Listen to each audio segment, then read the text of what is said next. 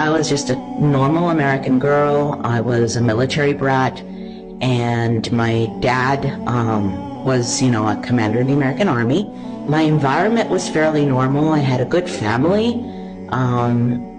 Wasn't into, drugs, alcohol, the normal things that teens were into. I was very studious, and because of this, I got approached by a group of people whose main aim was to destroy Islam.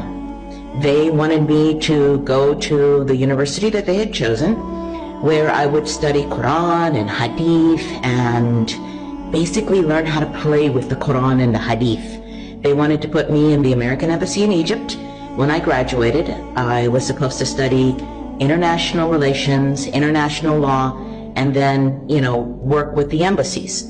And they had people set up everywhere, all over the world. They wanted me to work with women's rights and basically take women away from Islam, try to destroy the Muslim families through the women. And this appealed to me.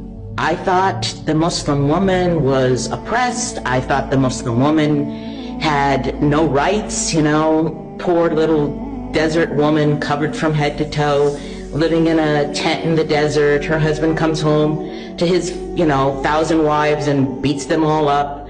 I really had a bad image about Islam. In order to learn about Islam, to destroy it, I had to learn what the real Islam was. I sat with a group of scholars who were primarily Jewish, and they taught me Quran, they taught me Hadith, and they taught me how to play with the Quran and the Hadith to try to take women away from Islam using women's rights.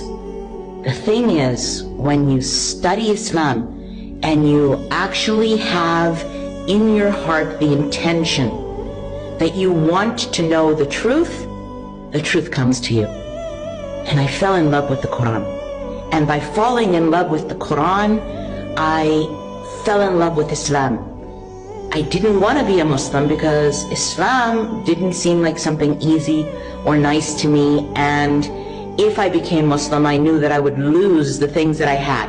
I would not become a diplomat, I would not have money, and I'd probably lose my family. So what I did was I studied Christianity, I studied Buddhism, I studied all the different religions, and I still found that Islam was the truth.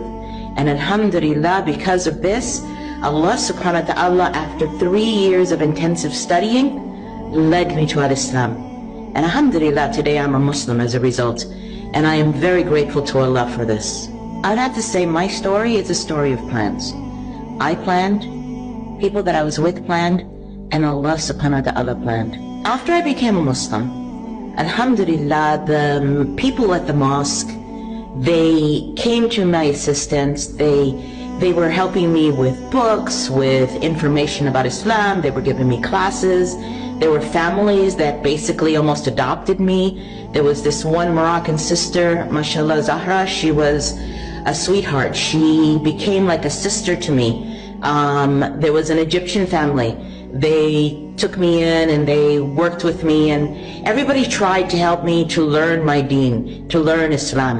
And even though I didn't tell anyone that at that point my family had disowned me and I had no money and I had, I'd lost my scholarship because of course they're not going to pay for my education if I'm no longer going to be destroying Islam. So, subhanallah, every few days I would find envelopes of money inside of my mailbox. And I know that the Muslim community was helping me. So yeah, I had a lot of help. And I love the way that the Muslims came together and they provided me true sisterhood.